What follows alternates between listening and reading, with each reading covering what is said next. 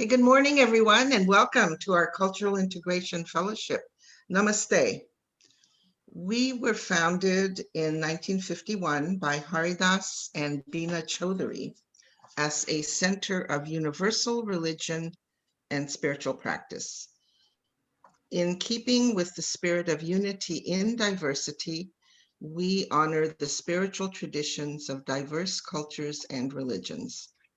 We believe that the great spiritual need of the time is to affirm our faith in one universal truth, which different religions call by different names.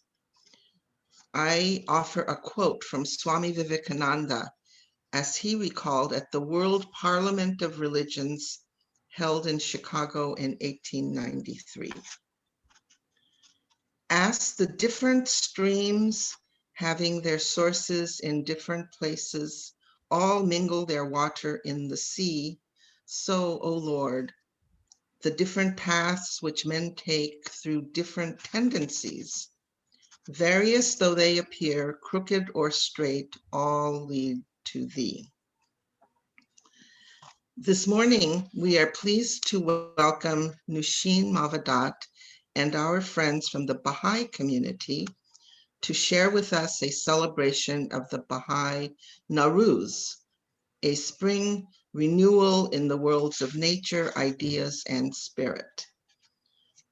I would like to specially thank Nushin for organizing this program. Dr. Ghasem Bayat will speak on solutions for the challenges we are facing today. Dr. Dulia Unk, leadership trainer based in Geneva, Switzerland, will be Master of Ceremonies. Before we start, I would like to read a prayer from the Prayers of Affirmation written by our founder, Haridas Chaudhary. This one is called the mystic syllable Om. Om Brahman Shatyam Shivam Shundaram. Om is the mystic sound symbol of the Absolute. It is the expression of reality as a fundamental trinity, a unity of three inseparable aspects.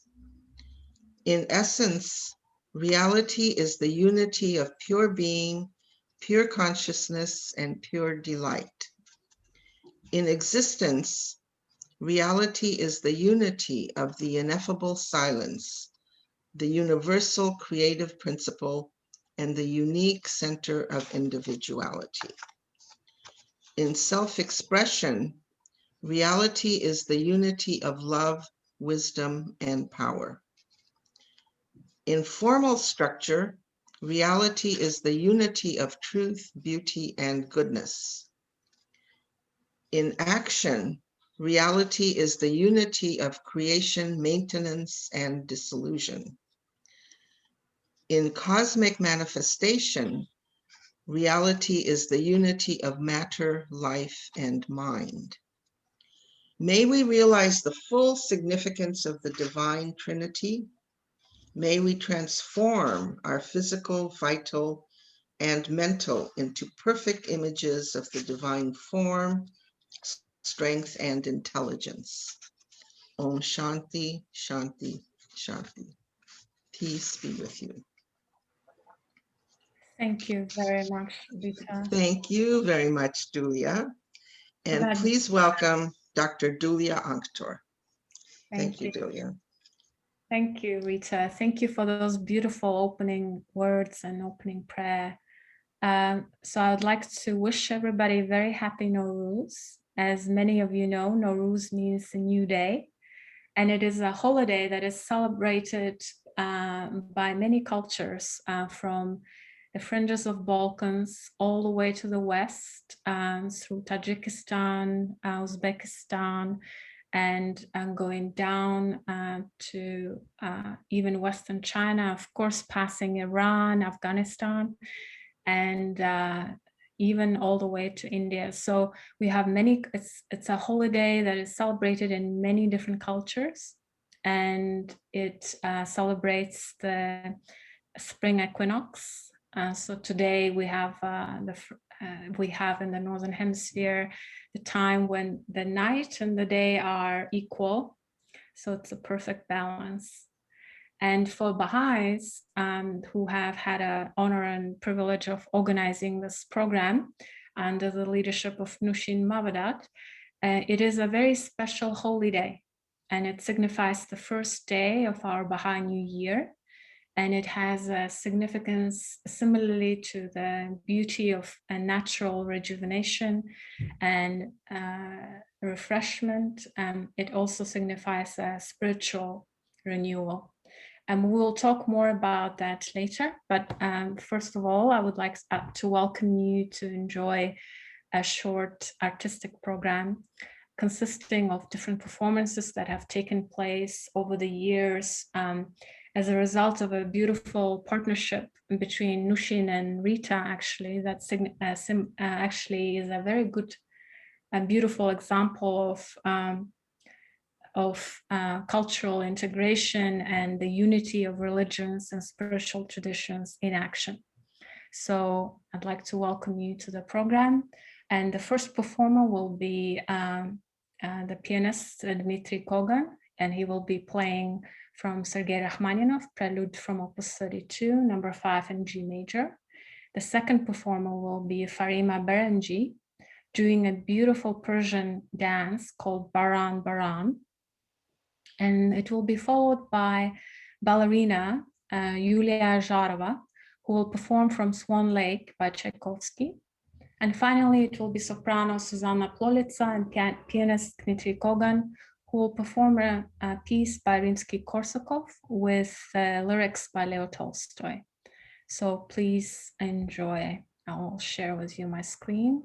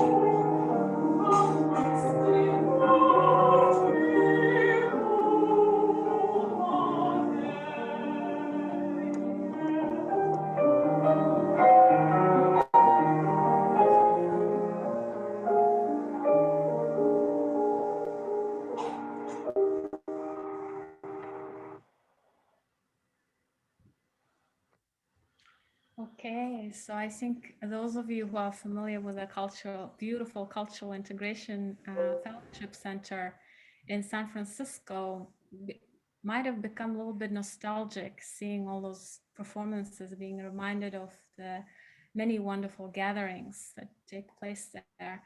And of course, we as Baha'is are very privileged to have an honor of being hosted by Rita and the Cultural Integration Fellowship Center yet again to celebrate our Baha'i New Year. And that has been celebrated for the last 178 years all over the world in every single Baha'i community around the world. Some of you may already know that Baha'i faith is the second most geographically widespread religion in the world. So it's literally being celebrated in every corner of the world. The way I like to picture it is if each Baha'i family and gathering where Naw-Rúz is being celebrated today was depicted as a point of light, you can see the entire globe being immersed in this beautiful carpet, like a beautiful Persian carpet of lights being set aflame as the sun, as the earth moves around the sun, and as the time zones change, each a new community being awakened to the dawn of the new day. And of course, its spiritual significance is the one that was highlighted by Baha'u'llah, the prophet founder of the Baha'i faith, who ordained that this ancient festival that is 4,000 years old and that's been celebrated in all these different cultures, and that I mentioned earlier, is to be celebrated as the first day of the Baha'i new calendar. And he wrote, soon the whole world, as in springtime, will change its garb.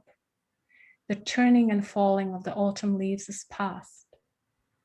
The bleakness of the winter time is over. The new year has appeared and the spiritual springtime is at hand. When the sun appears at the equinox, it causes a movement in all living things. The mineral world is set in motion. Plants begin to sprout. The desert is changed into prairie. Trees bud, and every living thing responds, including the bodies of animals and men. The rising of the sun and the equinox is a symbol of life, and the human reality is revivified. Our thoughts are transformed, and our intelligence is quickened. The sun of truth bestows eternal life, just as the solar sun is the cause of terrestrial life.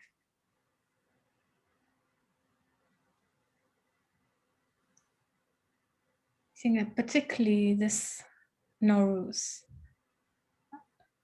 I believe, feels very special to all of us, considering that all of us, the entire humanity has gone through this unprecedented experience of hibernation the world over. Right? And let us now use this opportunity today and to be inspired by the Baha'i writings, by the beautiful prayer that Rita has started our meeting with, as well as Dr. Bayat's words that he will share with us shortly, to really to reflect on how each one of us can play a role in this spiritual rejuvenation of our entire planet as we move into this new year, into this new dawn. Of course, Baha'u'llah, the founder of the Baha'i faith, he brought a new revelation. He refreshed the spiritual teachings for entire humanity when he revealed his teachings. And we would invite you to explore further. And for that, you may approach any one of us or go to Baha'i.org for any further information. But without further ado, I'd like to invite Dr. Ghasem Bayat.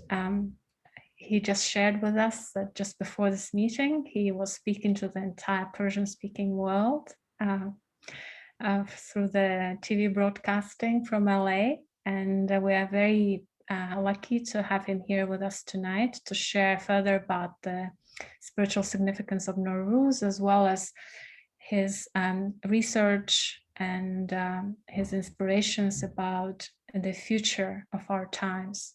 We live in this very special time where we are facing special opportunities as well as special challenges. And so let us hear from Dr. Bayat about how does he think we can most fruitfully participate in this process of the birth of the new world order. Over to you, Dr. Bayat. Thank you very much, Ms. Dulia. And first of all, I would like to express my appreciation of you and all other organizers of this conference. It's a great honor for me to have the opportunity to talk about this subject, Naw-Rúz, and its implications, and how we should change our attitudes to have a different world altogether. I'm very grateful for this opportunity, and I hope you'll stay with me on this. I'm going to share my screen.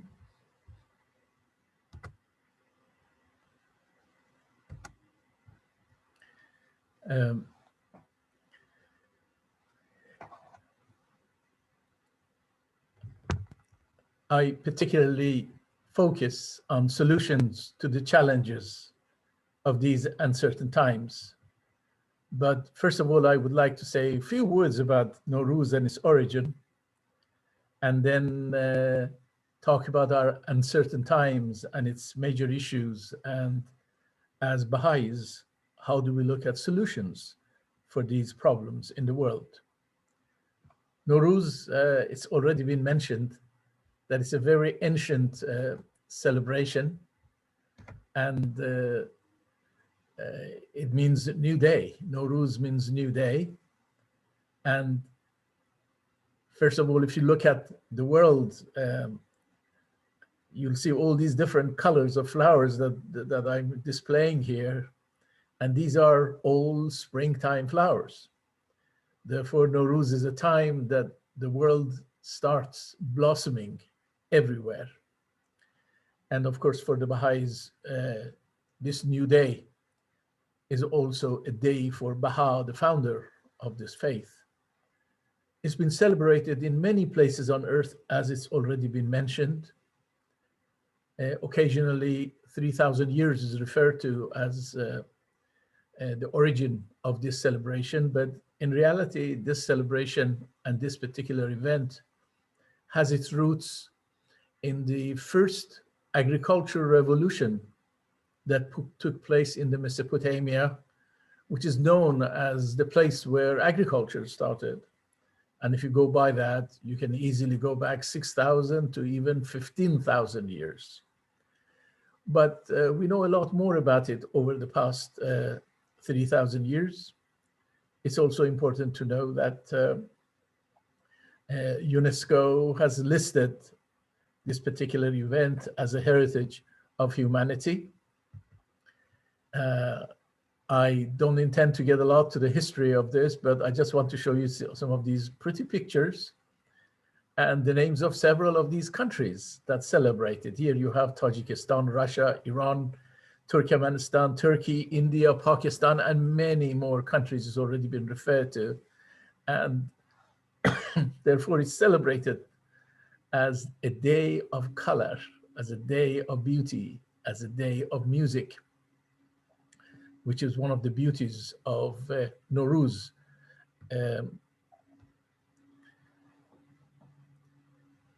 To change topic, I would like now to talk about some of the challenges of our time.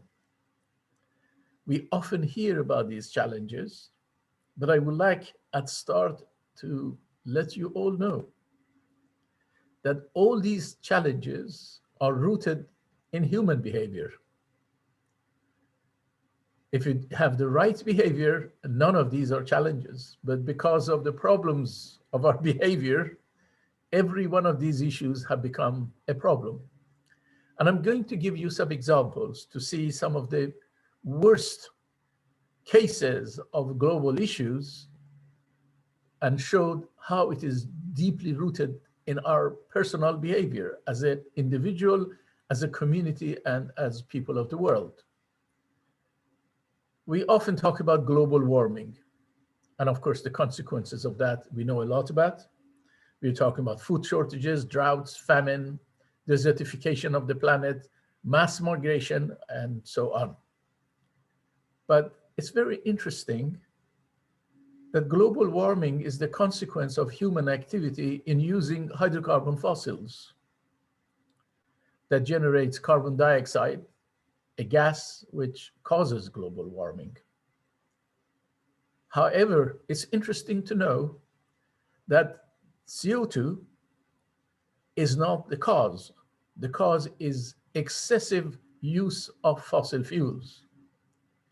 If we say the problem is CO2, it is as though we say the problem of diabetes has to do with people having a lot of sugar, or, well, it's their choice. Or we can blame all restaurants for producing a lot of good food and people eating a lot, and as a result, ending up being obese. Global warming is merely an issue that had to do with our choices and excessive use of energy. If every one of us, every day of our lives, ask ourselves, do I need all that energy that I use? Do we need all these cars? Do we need the type of cars that we have? Do we need the type of homes that we have? Do we need to travel as much as we do? And as a result, the problem would come down to the individual levels. It's excesses of this current civilization that is producing too much gas, that it took hundreds of millions of years to be extracted out of Earth's atmosphere, almost 200 million years. And now, in the past 2 centuries, we're producing it in the form of hydrocarbons. This is buried underground and releasing it into the atmosphere. So if you want to know who is the culprit for global warming, it's our excessive use of that. Otherwise, carbon dioxide is something that our nature needs. All trees and plants need that. Therefore, if you use too much of hydrocarbons, fossil fuels in general, we produce excess carbon dioxide that the nature, because of its system, cannot accommodate, and as a result will end up with global warming and its all consequences. Similarly, we can look at militarism, the arms race, and the consequences of that, which is the waste of money, waste of resources, waste of all these young men and women that are called into the armies that basically are not doing very much. And this militarism has caused destruction, instability, and failed governments, dictatorships, the groups of refugees around the world, and so on. So if you ask ourselves, are the arms manufacturers the cause of militarism? They are not, although they like to sell weapons. But again, it is deeply rooted in human behavior. If we do not have this attitude of warlike perspective in the world, militarism will just turn around eventually to the use of arms only for security of local places rather than for arms race and war between nations. Other issues such as poverty, disease, illiteracy, insecurity, crime, violence, that also are big issues around the world. If you look at it, we will find that again, a lot of it has to do with us. You know, poverty is a consequence of the way we are managing the world resources. It's not an accident. So again, it has to do with what we do. Disease to some extent, and in some cases, in large extent, has to do with our practices, bad hygiene, and so on, that causes that. Illiteracy in the world has to do with bad distribution of resources. Insecurity that comes is as a result of, again, having come this far in civilization, but not having learned to control our own behavior. And violence, quite clearly, is a human choice. Big cities and the associated problems with big cities, here is called another of major challenges in the world. But is it not us that choose to go and live in big cities? And when you have cities of 5 million, 10 million, 20 million, and even more, it's obvious that you cannot provide for those citizens all the things that they need for a good life. So we will end up with part of these cities being extremely rich and the rest being extremely poor. These are all attitudes, has to do with our attitude. That's where the root of these problems are.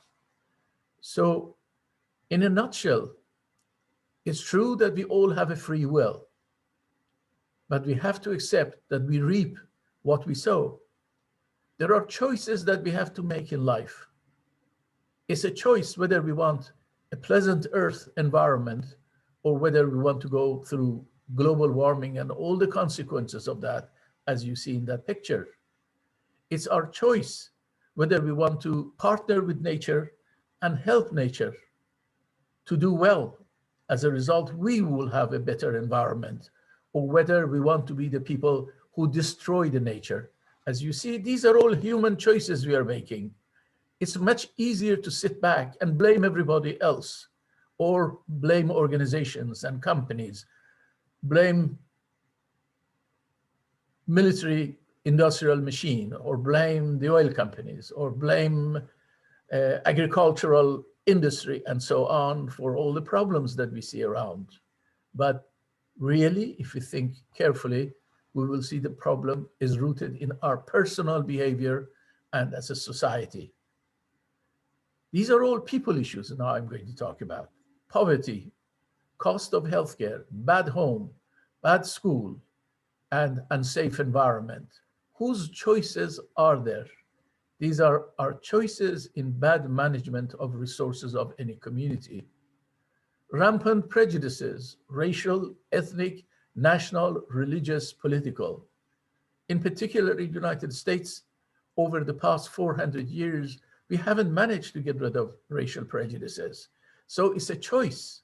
We have to make a choice to once and for all rid ourselves of these ethnic and racial disparities that we have around and attitudes that we have. Without that, nobody can help those problems. Aggression in all levels of society, it's obvious where the aggression comes. It's from us as individuals exercising it over others. Culture of consumerism, yes, it's a disease. And the disease is that all of us want a lot more than what we need. If every one of us think, anytime we want to buy something, whether we really need it or is it just something good to have? If we don't need it, we have to let it go.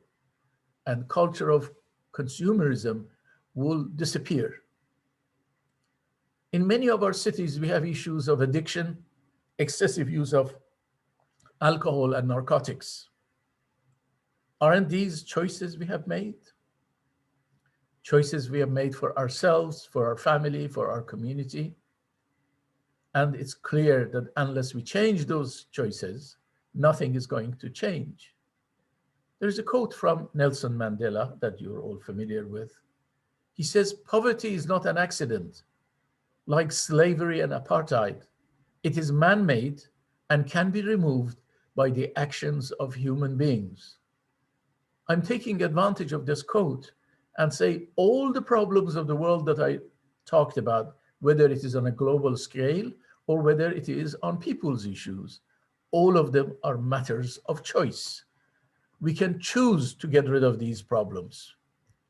If you look at the society around us, that's what is going on. Everybody is fighting with everybody else. Is that what we want to have? That's why we know we reap what we sow. So the biggest problem ahead of us and the biggest war wall we have to climb is the one we have built in our own minds. That's the hardest struggle we have, to change our habits. Mankind, basically, the Baha'i writings tell us that mankind needs a new ethics, and these new ethics should be based on recognition of the unity of the human race as a single individual people. Until we recognize that, many of those world issues will not go away. Acceptance and implementation of International Charter of Human Rights, unless we all accept that, we are going to have divided societies. Acceptance of world citizenship and abandoning prejudices and aggression. Until we change our attitudes towards those issues, they never go away. And ending consumer culture and wasteful lifestyles that we have. Baha'u'llah's advice tells us, regard ye the world as a man's body, which is afflicted with diverse ailments, and the recovery of which dependeth upon harmonizing of all of its component elements.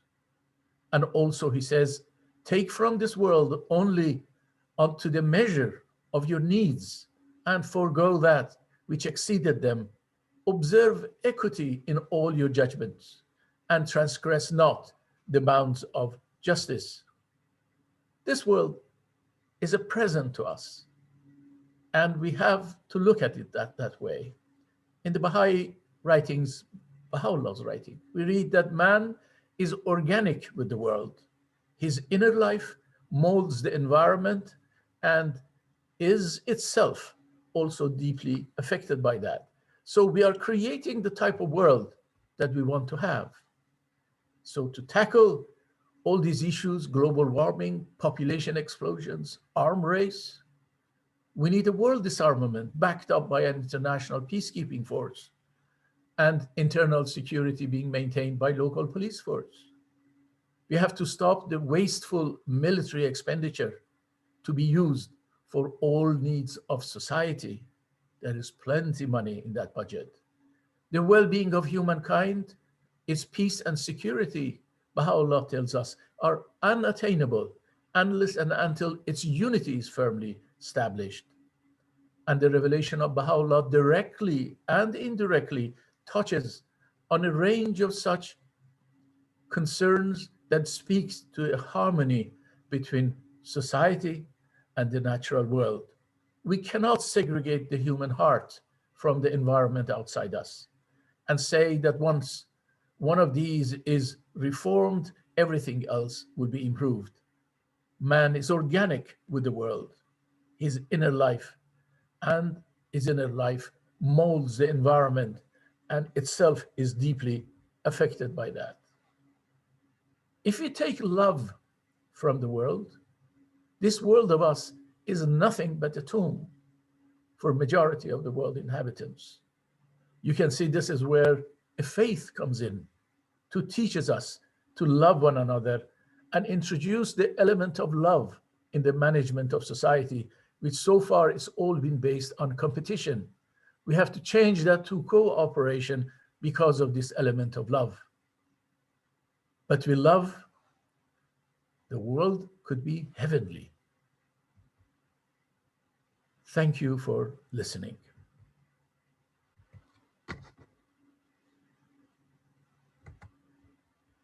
Thank you so much, Dr. Bayat. To all the participants, and now we invite you to ask any questions that you may have, any comments, any inspirations from listening to Dr. Bayat. Okay, we have Joe Ferris.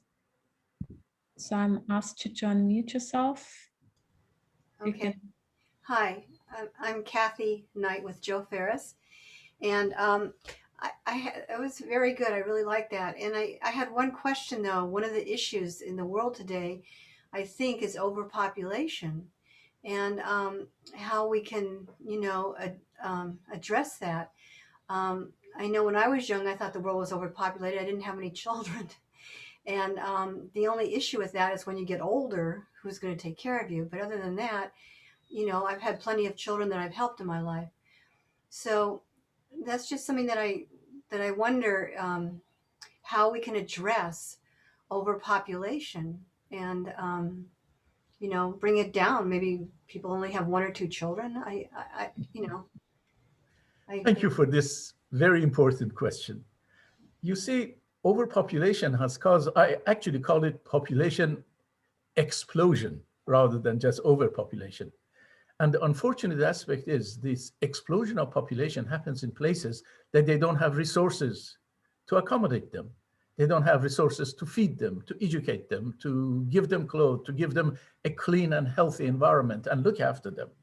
So not only they're overpopulating and population is exploding in those places, but they have no resources for it. So on television, we constantly see these very unfortunate and sad events of children who are hungry, adults who are really skinny, women who really working so hard to take care of their children. As you see, it's another issue of attitude. There was a time that there was no limit to the size of the earth. Everybody thought that you just go next village. You move next and next and next. But that attitude was wrong. And there was a time that people needed those children basically to look after their farms and look after them at their old age.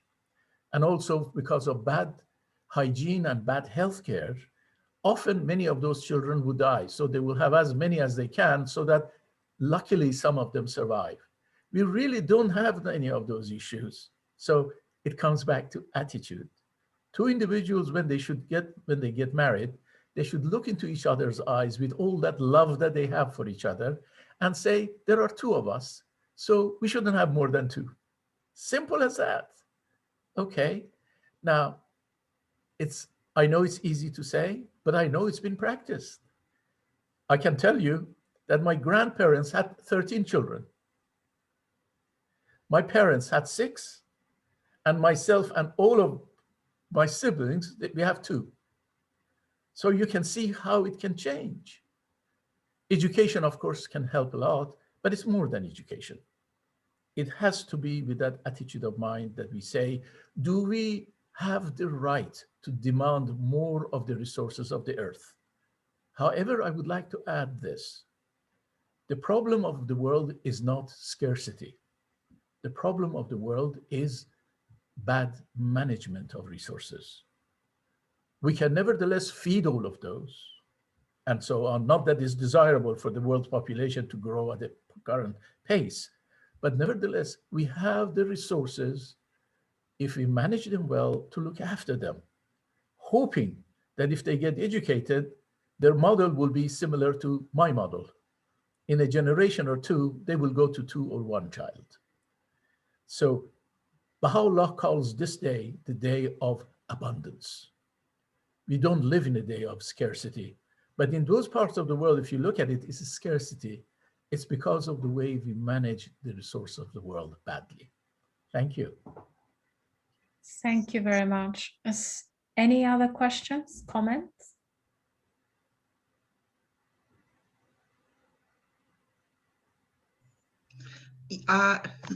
Hello. I would like to just make one comment. I appreciate your response very much, Dr. Bayat, and your question, Joe. I just want to make a comment about the idea of children taken care of. I think, you know, in the earlier days, that was one of the ideas of having so many children, you know, because they worked on the farm with you and they took care of you in your old age and all of that. But most people I know today do not want to burden their children with their care when they get older. Most people I know absolutely do not want to do that. So that's the only comment I wanted to share. And I know that I have two children, and there is absolutely no way that I want to have them be responsible for taking care of me. And we would like as that I am aging, of course. And we would like that to be voluntary, because if people are told you cannot have more than 1 child, it's been done, of course, very successfully in China. Yes. And I'm very grateful to Chinese who really control the population. But nevertheless, it has to show the sign of maturity of the human race. As I It said, does. I every agree. two individuals, they get married, they look into each other and say, well, I'm not entitled to take more of resources of the earth than the two we are. And you will see in 1 or 2 generations, the issue of population explosion will go away. It's another example of the bad choices we make in life, and we have created a miserable earth for ourselves and everybody else. Okay. I agree absolutely that it needs to be voluntary. I think that freedom above all is prized. Yes. In fact, we go as far as saying this uneven distribution of wealth around the world is also unfair, and it's not really humane. But we would like the redistribution of wealth on earth also to take place on a voluntary basis. Not individuals being forced to give up their wealth, but the individual's consciousness being raised so much that they would say, well, how much of this wealth can I use? And the rest of it, distributing it through rational means to the rest of the world. So as I said, the problem is management of resources. It's a management issue.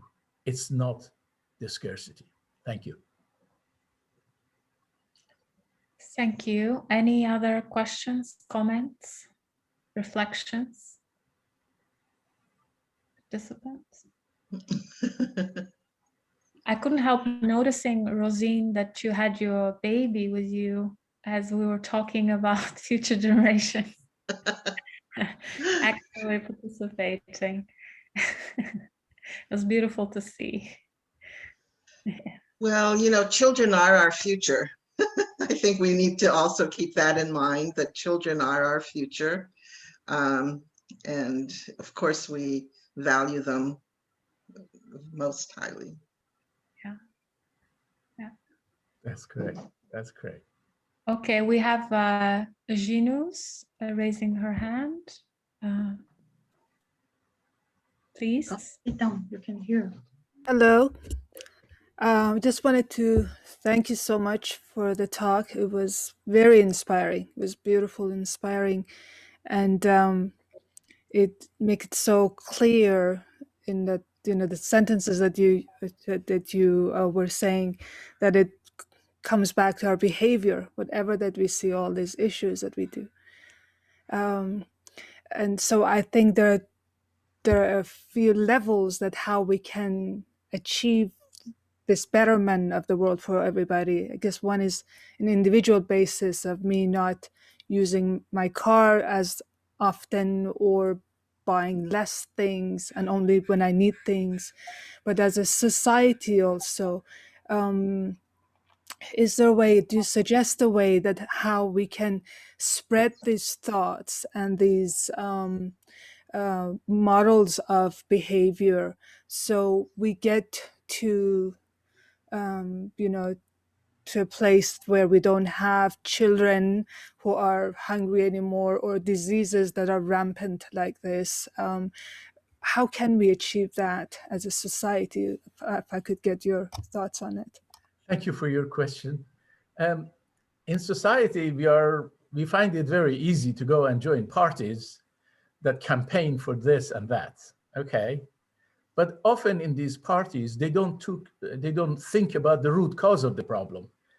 Because when you join this party, it is as though you say it's everybody else's fault. It's not my problem.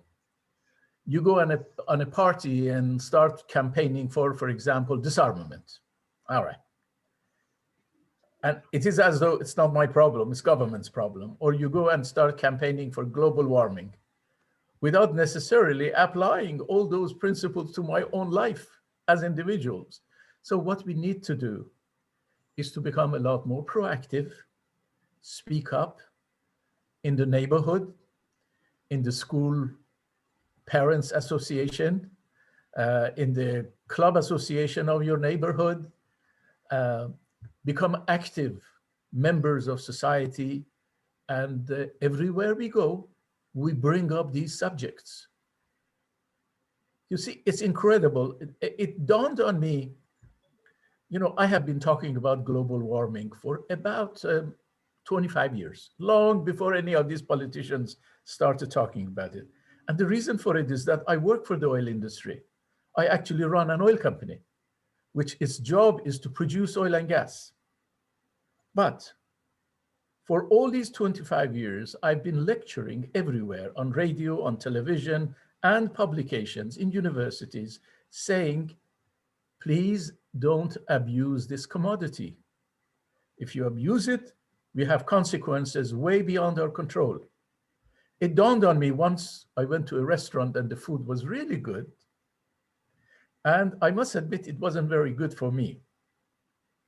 I just realized it's not fault of the restaurant that cooks good, delicious meal. It has to do with my choices of how much to eat and what to eat.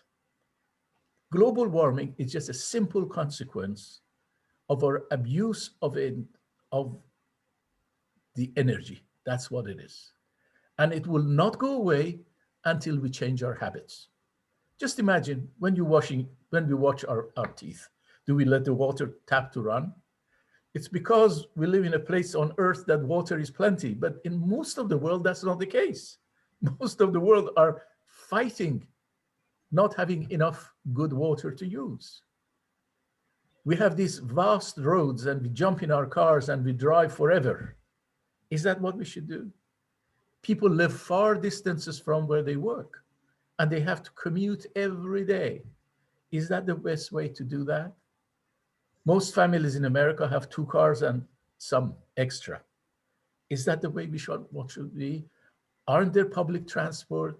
Why is it not public transport available? Because the car companies have not been interested in that, and they are more forceful in committees that design the cities and manage the cities than individual citizens of that city. If you become more vocal, you will find that you could go to your city organization and encourage them to start looking into public transportation. Create jobs where people have homes also nearby.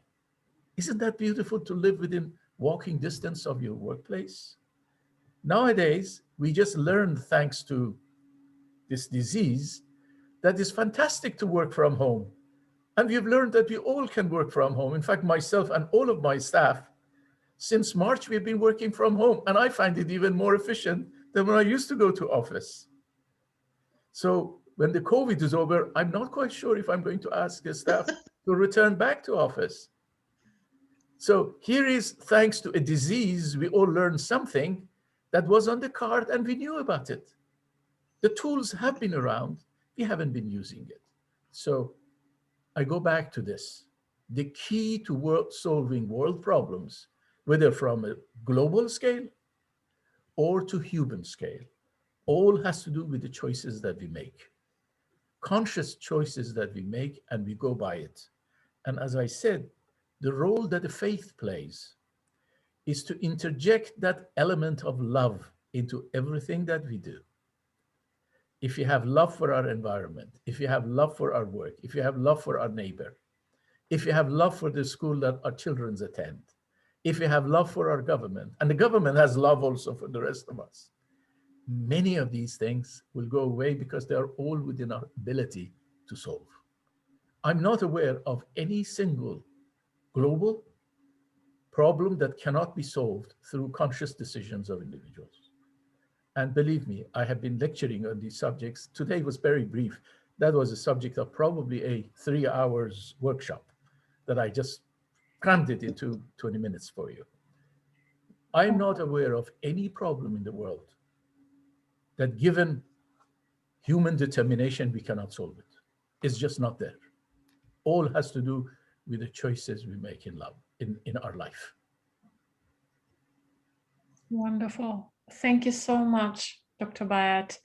I'm reminded of a leadership conference that I've attended a few years ago, where there were various leaders of industry, government, and non-governmental sector, and so on, from all over the world who have gathered here in Switzerland. And everybody was talking about different global problem that they're experts in.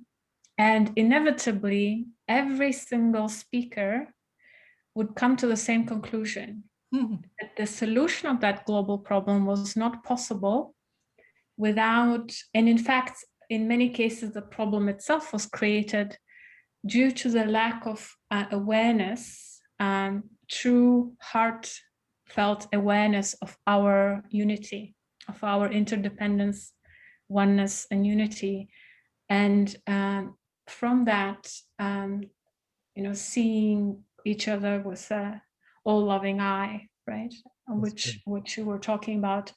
So here I want to share a quote from Baha'u'llah, who said, "The tabernacle of unity has been raised. Regard ye not one another as strangers. Ye are the fruits of one tree and leaves of one branch. The earth is but one country and mankind its citizens." Yes, indeed. So, yes, indeed. Just imagine how many of major issues will be resolved with the implications of just this single passage from the Baha'i writings. And there are hundreds of passages that cover every topic that I talked about. In the Baha'i writings, there are passages that when you read it and see it and say, why didn't we know that before? Why is it that people aren't considering this before? But we just have to be more active, talk, share our ideas, and make sure that in all levels of society, whether it's in the local group, in a city, in the state we live in, or in the country, these ideas are understood and shared with our representatives, and hope that with goodwill, we are going to see a difference. Right now, every year, any government that comes to power, the first thing that they do, they say how much they're going to increase the military budget. And the reason for it is that they do need the support of the military to be able to do anything. And as a result of that, it is as though the increase in the budget of the military is a given. While if you really think about it, the military budget of our own nation, for example, is probably putting another 10 of the top countries of the world put together. So are we spending that money wisely? It's true that we need global security, but Baha'u'llah offered a solution for that. He offered a collective concept of collective security. He wrote to Napoleon and to several other of the kings of his age, this is 160 years ago, and said, you constantly raise your military expenditure and you tax your people. It's unfair on them. It's a burden on them. Why don't you get together and resolve your conflicts? Agree on each other's borders. Then all you need is police force for internal and an international peacekeeping force, making sure that if a country causes problem for another, the whole world will be there to put that power down. As a result, suddenly, rather than having all these countries, armies, every country in the world has an army. If you ask yourself, what are they using these armies for? Eventually, they're all going to war and destroy everything. Yeah, the solution is there. As I said, it all has to do with our attitudes. Okay, so in that spirit, let us move to let's close on a spiritual note and get some inspiration from the Baha'i prayers so that we each may be inspired to gain insight into how we can contribute, how each one of us can contribute to this global awareness of oneness and mutual love and fellowship.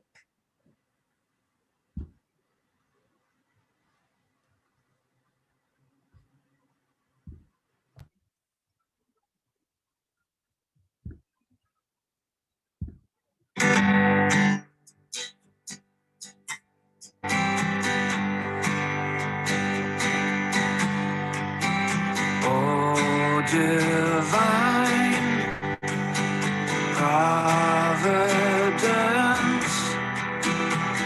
shed a ray of light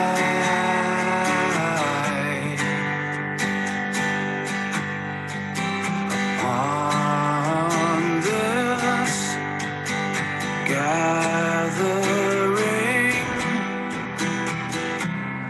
that it may become illumined.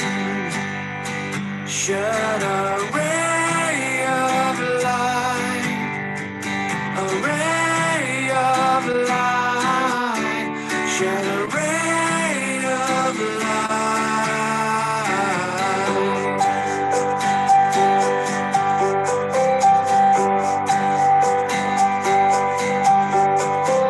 Oh, divine providence, shed a ray of light, shed a ray of light. Gathering, that it may become illumined. Shed a ray of light, a ray of light, shed a ray of light,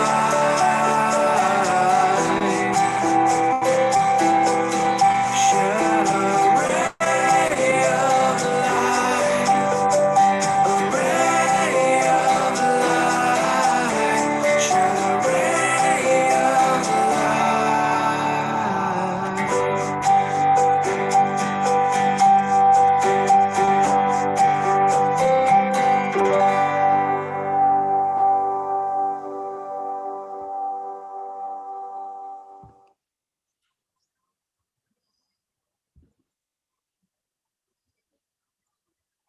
Now I'd like to invite you to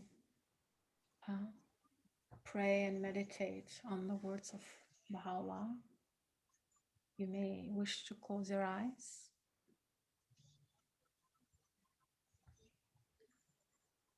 Lift up your hearts above the present and look with eyes of faith into the future. Today the seed is sown, the grain falls upon the earth. But behold, the day will come when it shall rise a glorious tree, and the branches thereof shall be laden with fruit.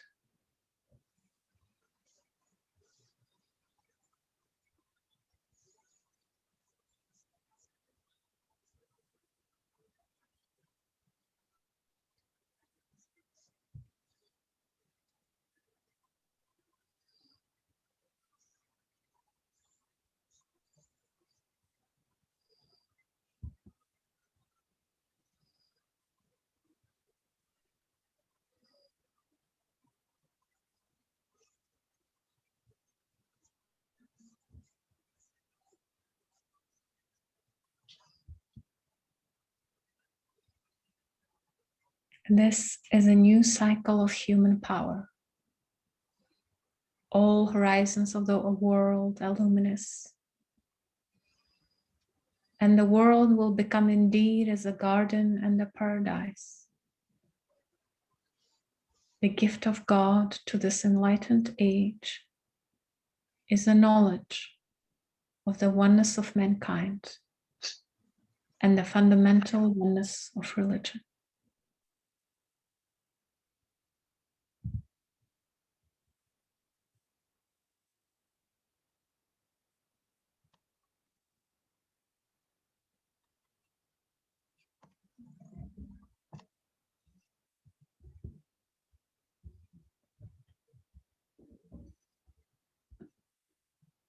May these powerful words inspire us to have a vision for the future, for our world and at large, and a part of it that each one of us is able to impact. Thank you very much, Dr. Bayat, for the inspiring words. And thank you to Nushin Mamadat for putting together a beautiful program. And thank you very much to dear Firuz for providing invaluable technical support. And for our conclusion, I'd like to turn it over back to our gracious host. Rita, please. Thank you, Julia. Thank you very much. And many thanks to all of you for joining us today for this program. Especially thank you to Dr. Bayat for your very inspiring talk, yes, and to Nushin Mavadat for organizing this program. And thank you, Julia, of course, for being the master of ceremonies, and Firuz, thank you for all your technical expertise. Now, I do see before we conclude that a few of you have raised your hands. I'm not sure if that is still, you know, that you would like to share something. Let's see. I So, see, Michael, you are raising your hand, right? Yes. well, let's see. Thank Yeah. you. I hope this will be appropriate. I'd like to mention that the Council for the Parliament of the World's Religions has just announced that there will be a Parliament of the World's Religions this year. Oh, excellent. The event, that's where Swami Vivekananda came to the world's attention 100 years ago. There have been a number of these gatherings since then in various places around the world. I've been fortunate enough to attend a few of them.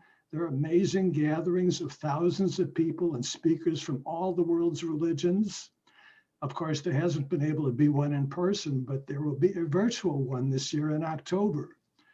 You can get information. Look Virtual. at the world's religions. It's very affordable. And I think you would find it a wonderful event. Thank you, Michael. And I would like to mention that our ashram is part of your background there, which is wonderful. Yes, yes. So that is our physical location in San Francisco, where we last year, I think, because of the COVID restrictions, we actually canceled our Naw-Rúz celebration. But this year, we're very happy to be able to do it, offer it virtually, and thank you everyone for attending. We do hope to be able to resume in-person gatherings soon. It's on the horizon, again, at our ashram, which is pictured there and Michael's background. Thank you very much, Michael, for sharing that. And I do see a few other hands that have been raised. Yes, we have Mana who asks. To be unmuted. I don't know if people are able to unmute themselves or not. Yeah, they can ask me to unmute, and I'll be happy to. Mana, Okay. are you still there? Would you like to speak? Okay. Mana, We can't see you though. we There's some. can't see you. Okay. Okay, I want to say that Okay. everything what we say is got to do with an individual, and the individual has to change. It's all boiling down to the individual. We can't blame the government, we can't blame the leaders, we can't blame anybody. All we have to do is to change. If we want any change in the world, it's us. But now what I want to ask Dr. Bayat is how to make the change. And change is so slow that people get a bit discouraged. How to make a better and a faster change?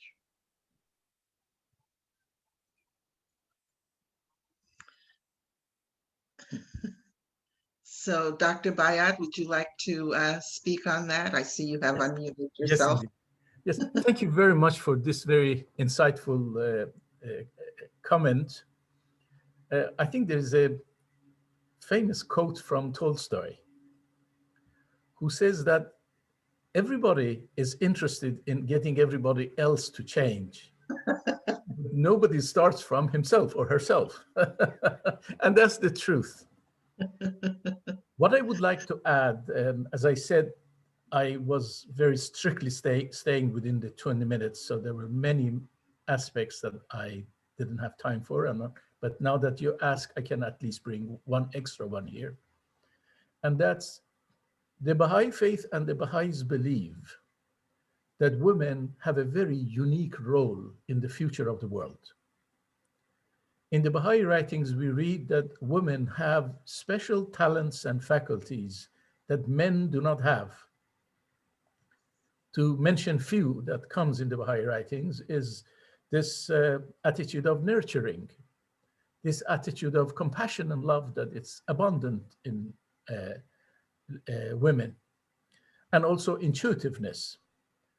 We believe that until and unless women reach positions of authority and decision-making in all aspects of society, at all levels, all the way to the world level, the issues of the world, which one of the important one is world peace, will never be achieved.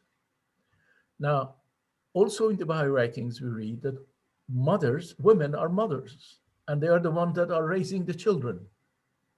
If they themselves are educated and know what's the right thing to do, they will raise children that within 1 or 2 generations, we will have an incredible change in attitudes in the world that otherwise wouldn't happen. Many women are teachers at schools, at all levels. They take with them those abilities. Many of them are active in city councils and local governments and so on. So this is something else that I just like to add, that we believe women, when they achieve those positions, they are going to make a substantial difference to the direction that the human race is going. And if they start at the child age, they are going to teach them the right and wrong in ways that by the time the person is in middle age, will not that easily be able to change. Thank you. Thank you, Dr. Bayat. Rosine, did you have your hand raised? Did you want to say something? Okay.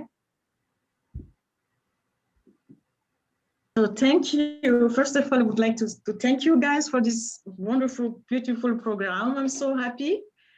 And thank you again to Dr. Bayat.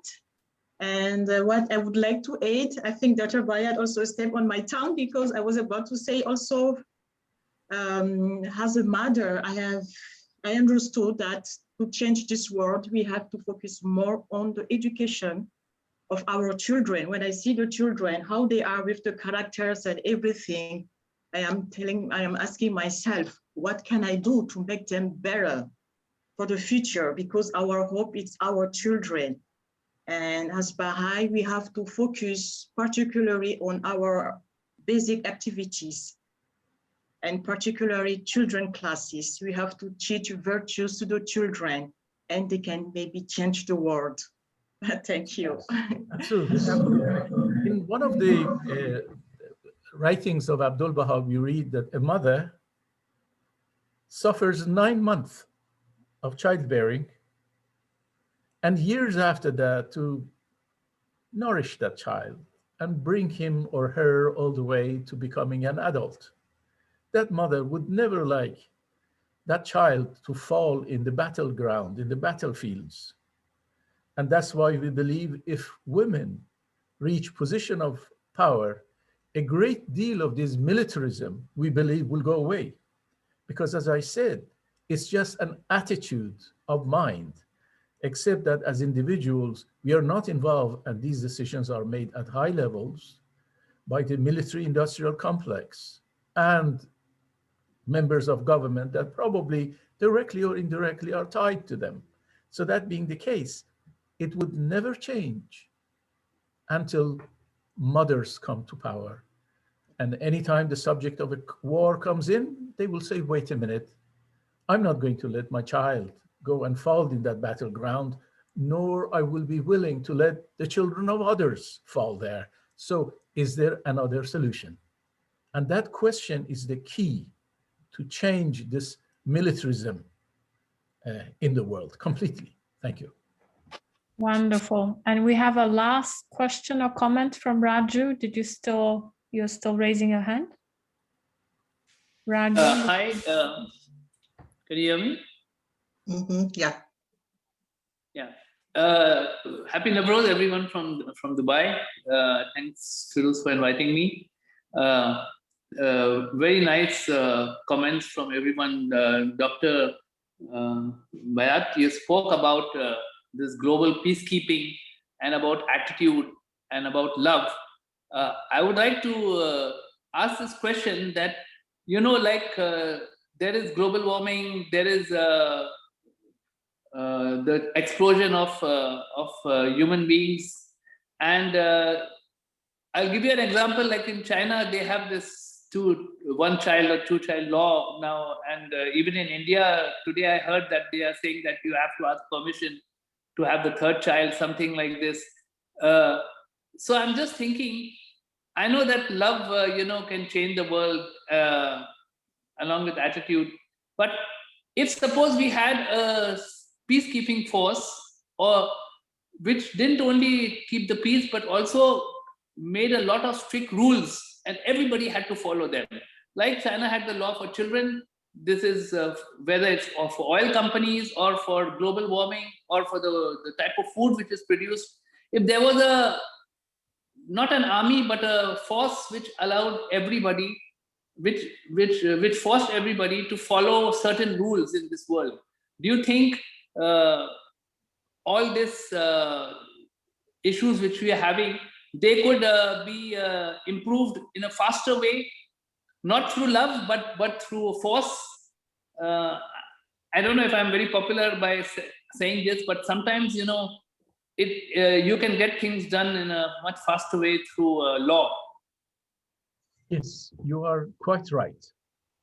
If you have a dictatorial system, they can pass a law that they say you can have only one child, and that quickly gets rid of too many children. But remember, the unique aspect of a human being is our free will. This free will requires that we are only happy in environments that we make choices. When our free will is not exercised, we are very unhappy people. So yes, you can turn the world to a very big prison that everybody has to follow hundreds of rules. Now, if those rules are just, meaningful, and been reached upon collectively by the collective wisdom of the people, which I said should have love and women should be involved in it heavily, and so on, for the betterment of mankind, people will accept it. You see, the moment that you get into your car in the morning and you go out, as soon as you see a traffic light, you stop. If it is red. If it is not red, you go through. You need to think that that light is for your safety. We have understood that because we know if you don't stop, somebody else is coming from the other side and we will be in deep trouble.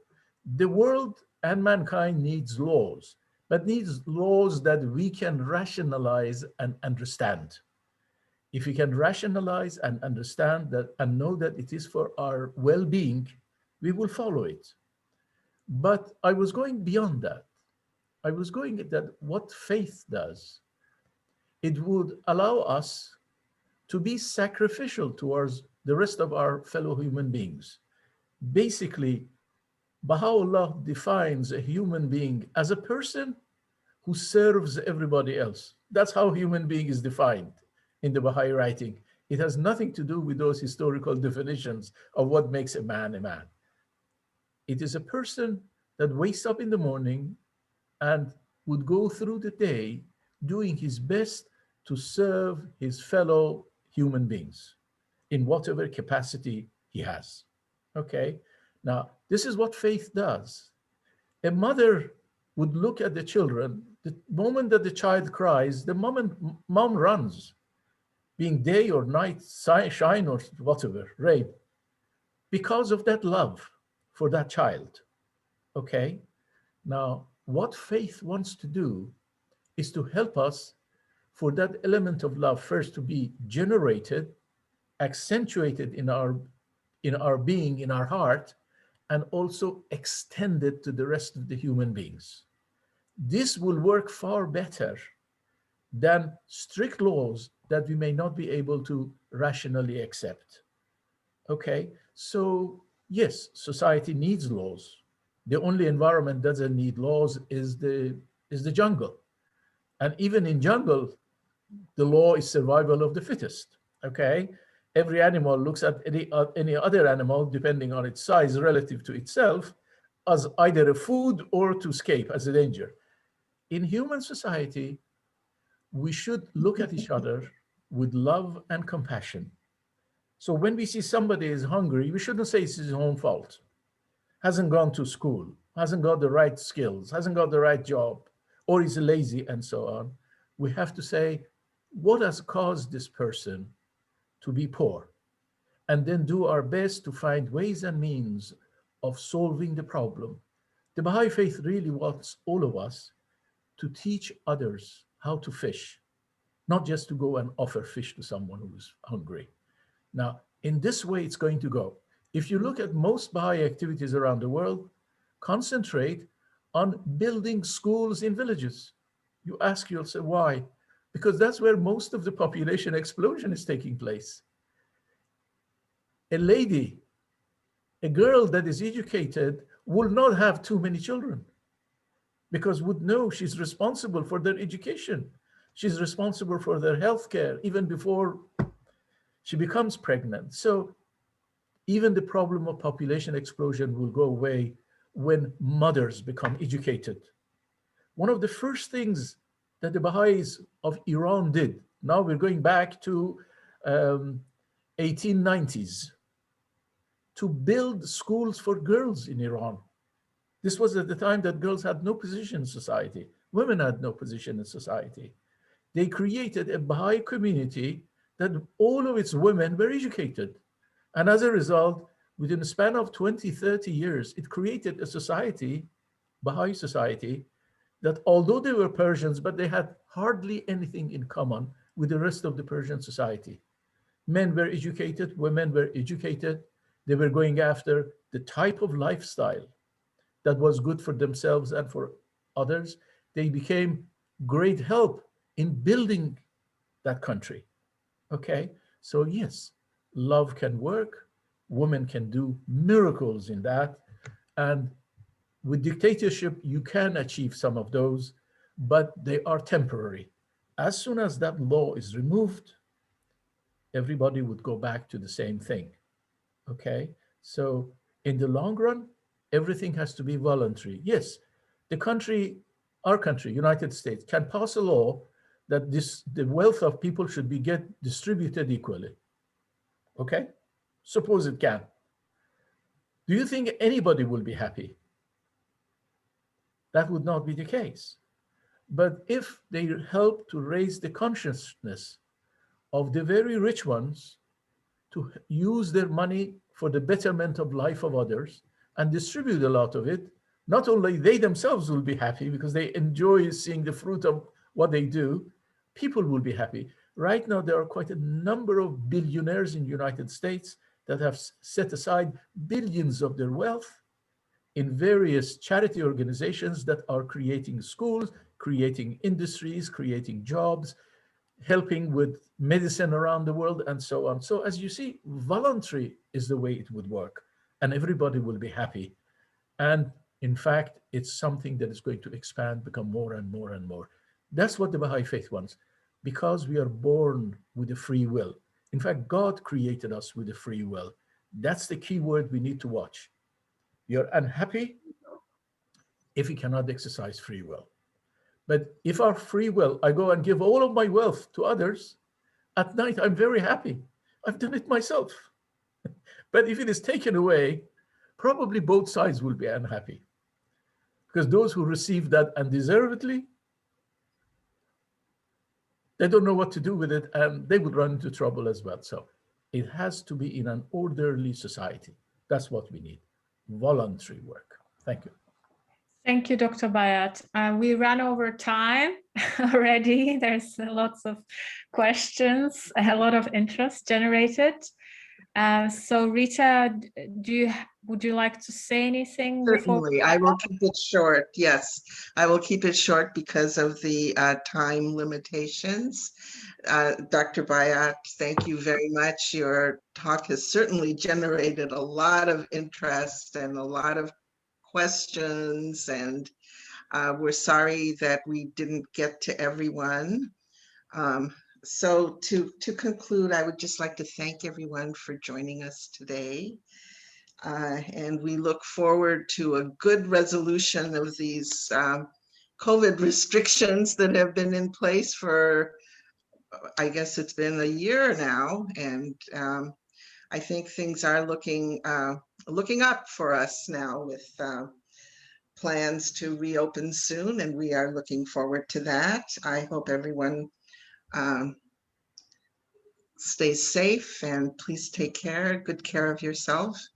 I will conclude with a quote. I know that this is a Baha'i perspective, Naw-Rúz, but a lot of the ideas that have been presented are actually universal. And Gandhi, to quote Mohandas Gandhi, he said something, I think he's known to have said, be the change that you want to see happening.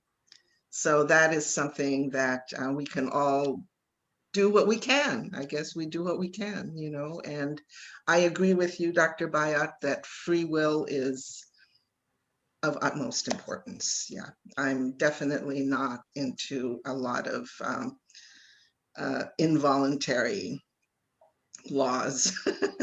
I think even our system as it stands, most laws are, you know, in America anyway, we have a government of the people, for the people, by the people. So our legislators are elected officials for the most part. So there is some, we have something to say. We have a voice. We have a voice. I think that's very important. Okay, well, happy Naw-Rúz, everyone. And thank you very, very much for joining us today. Bye, everyone. Have a wonderful new year. Have a wonderful year ahead. Yes, yes, absolutely. Thank you very much, everyone. Thank you, everyone, for joining us. And thank you, Nushin, for organizing this program, and Dr. Bayat for your most inspirational talk, and Dr. Dulia Anktor for being Master of Ceremonies. And Firuz, of course, for your technical assistance. I think we have a plan. Hopefully we can share some of this recording with you. Thank you, everyone, for joining us today. Thank you.